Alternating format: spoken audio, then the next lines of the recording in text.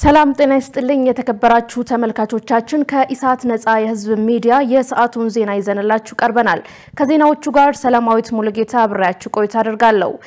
ቀዳሚ ወደ ሆነው ዜና ተሻገርን የኢትዮጵያ ሀገራዊ ምክክር ኮሚሽን በአማራ ክልል ከሚገኙ ተጽዕኖ ፈጣሪ ግለሰቦችና ባለድርሻ አካላት ጋር ውይይት እያካሄደ መሆኑ ተገለጸ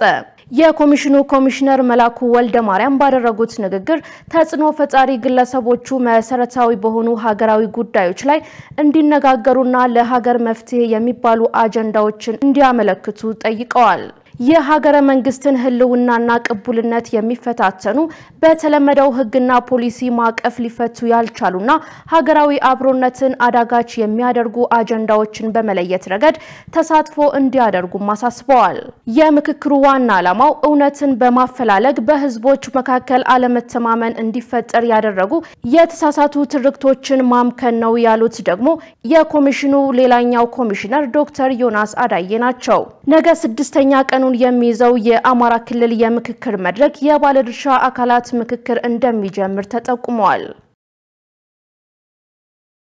የዓለም ምግብ ፕሮግራም በኢትዮጵያ ለሰብአዊ እርዳታ የሚውል ከፍተኛ የገንዘብ እጥረት እንዳጋጠመው አስታወቀ የተባበሩት መንግስታት የዓለም ምግብ ፕሮግራም በኢትዮጵያ ለሚያደርገው የሰብአዊ እርዳታ አቅርቦት በአስቸኳይ 228 ሚሊዮን የአሜሪካ ዶላር ገንዘብ እንደሚያስፈልገው ይፋ አድርጓል የሚያስፈልገው ገንዘብ ከመጋቢት እስከ ነሐሴ 2017 ዓ.ም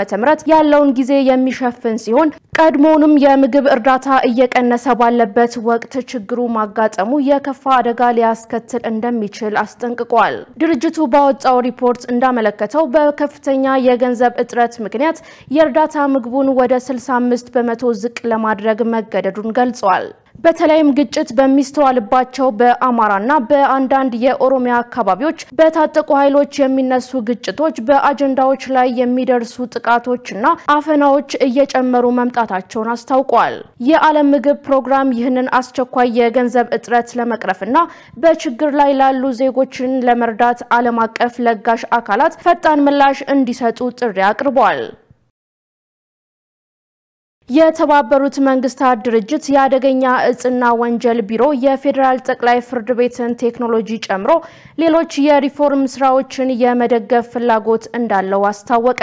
የፌደራል ጠቅላይ ፍርድ ቤት ፕሬዝዳንት ቴዎድሮስ ምህረት ከተባበሩት መንግስታት ድርጅት ያደገኛ እጽና ወንጀል ቢሮ የምስራቅ አፍሪካ ተወካይ እሺታ ሚታል ጋር ዛሬ በጽህፈት ቤታቸው ተወያይተዋል ውይይቱ ቢሮው በምስራቅ አፍሪካ በአጠቃላይ በተለይም በኢትዮጵያ ስለሚያከናውናቸው ስራዎች እንዲሁም ከፍርድ ቤቶች ጋር ያለው የስራ ግንኙነት ድጋፍ እያደረገባቸው ያሉ ጉዳዮችና ቀጣይ የትብብር መስኮች ላይ ያተኮረ ነው የተባበሩት መንግስታት ድርጅት ያደገኛ እጽና ወንጀል ቢሮ የምስራቅ አፍሪካ ተወካይ እሺታ ሚታል ፍርድ ቤቱ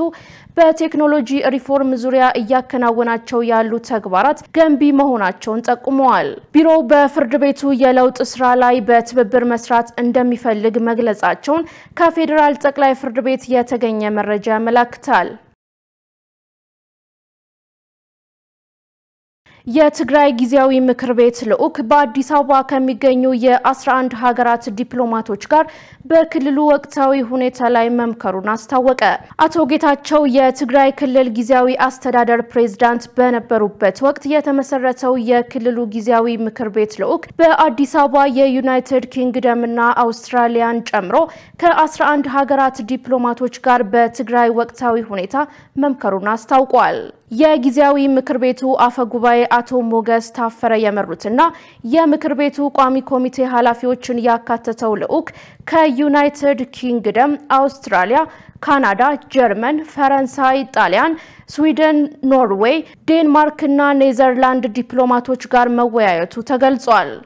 የውይይቱ ዋነኛ ትኩረትም የክልሉ ወቅታዊ የፖለቲካ ሁኔታና የጊዜያዊ አስተዳደር ስለሚያከናውነው ማስተካከያዎች እንደነበር ከትግራይ ቴሌቪዥን ያገኘነው መረጃ ያሳያል ባሳለፍነው ሳምንት መገባደጃ ላይ የልኡካን ቡድን በኢትዮጵያ የአሜሪካ አምባሳደር የሆኑት አርቪን ማሲንጋ ጋር በትግራይ ወቅታዊ ሁኔታ ላይ መምከራቸው መዘገባችን ይታወሳል በአዲስ አበባ ከ4 ኪሎ እስከ ሽሮ ሜዳ ድረስ ያለውን አካባቢ የዩኒቨርሲቲ መንደር እንዲሆን ተወሰነ። በአዲስ አበባ ከተማ አስተዳደር ካቢኔ በትላንትናው ዕለት ባካሄደው 4ኛ ዓመት 9ኛ መደበኛ ስብሰባ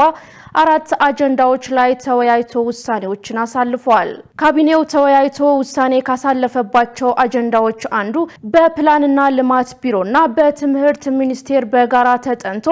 የቀረበውን ከ4 ኪሎ እስከ ሽሮ ሜዳ ያለው አካባቢ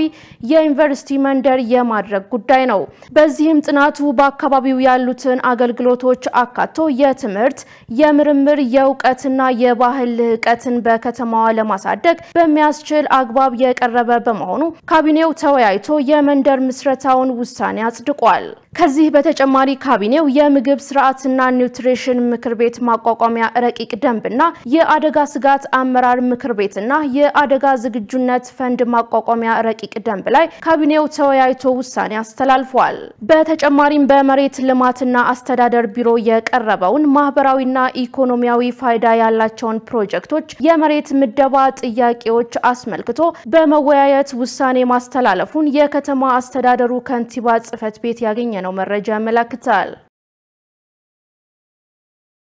ውድ ተመልካቾቻችን ከኢሳት ነጻ የህዝብ ሚዲያ ወደ እናንተ የሚተላለፈው የሰዓቱ ዜና አሁንም እንደቀጠለ ነው። አሁን ደግሞ ወደ ውጭ መረጃዎች ተሻገርን።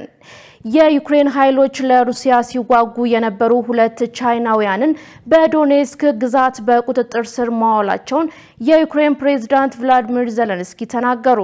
የዩክሬኑ ፕሬዝዳንት በሩሲያ ጦር ውስጥ የሚዋጉ ቻይናውያን ወታደሮች 2 ብቻ አይደሉም ብለዋል። የዩክሬን ውጭ ጉዳይ ሚኒስትር አንድሪ ሲብሃ እንዳሉት በዩክሬን ግዛት የሚዋጉ ቻይናውያን ወታደሮች ቻይና ለሰላም ያላት አቋም ጥያቄ ውስጥ የሚከቱ ናቸው ብለዋል። ይህ በእንዲህ እንዳለ በኪየቭ የሚገኘው የቻይና ልዑክ ለማብራሪያ እንደተጠራ አሳውቋል። ዩክሬን ቻይና በጦርነቱ ለሩሲያ ድጋፍ ትሰጣለች በማለት ወቀሳ ስታቀርብ ይህ የመጀመሪያ ነው። ዩክሬን ያቀረበችውን ወቀሳ ተከትሎ እስካሁን ከሞስኮም ሆነ ከቤጂንግ ኦፊሴላዊ ምላሽ አልተሰጠም።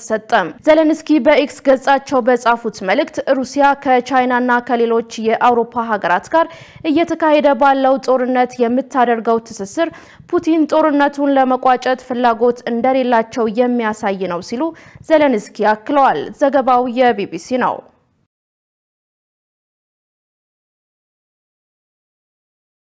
ኢራን አሜሪካ ወታደራዊ ዛቻዋና አማራጯን ካቆመች ለኒውክሌር ስምምነት ዝግጁ ነኝ አለች። በመጪው ቅዳሜ 2 ሀገራት በኒውክሌር መርሃ ግብር ላይ የሚመክሩ ሲሆን ድርድሩ በኦማን ይደረጋል ተብሎ ይጠበቃል። የኢራኑ የውጭ ጉዳይ ሚኒስቴር በውይይቱ በጎ ውጤት እንጠብቃለን ቢሉም ሁሉም ጉዳይ በታሰበው መንገድ ይጠናቀቃል ማለት እንዳልሆነም ግምት ውስጥ መግባት አለበት ብለዋል። የአሜሪካው ፕሬዝዳንት ዶናልድ ትራምፕ በቅድሚያ ወታደራዊ አማራጭ መኖር እንደሌለበት መገንዘብ እንደሚጠበቅባቸው አስረድተዋል።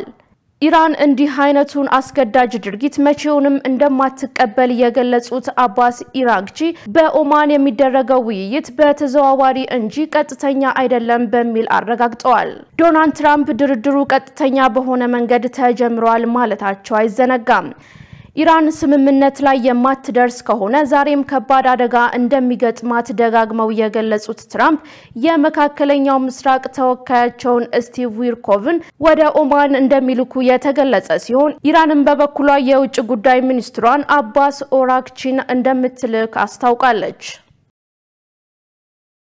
ውድ ተመልካቾቻችን ከኢሳት ነጻ የህዝብ ሚዲያ ወደ እናንተ ሲተላለፍ የነበረው የሰዓቱ ዜና ተጠናቋል። ከዜናዎቹ ጋር ሰላማዊት ሙሉጌታ አብሬያችሁ ቆይታ አድርጋለሁ። ከቀሪ የኢሳት ዝግጅቶች ጋር ሰላም።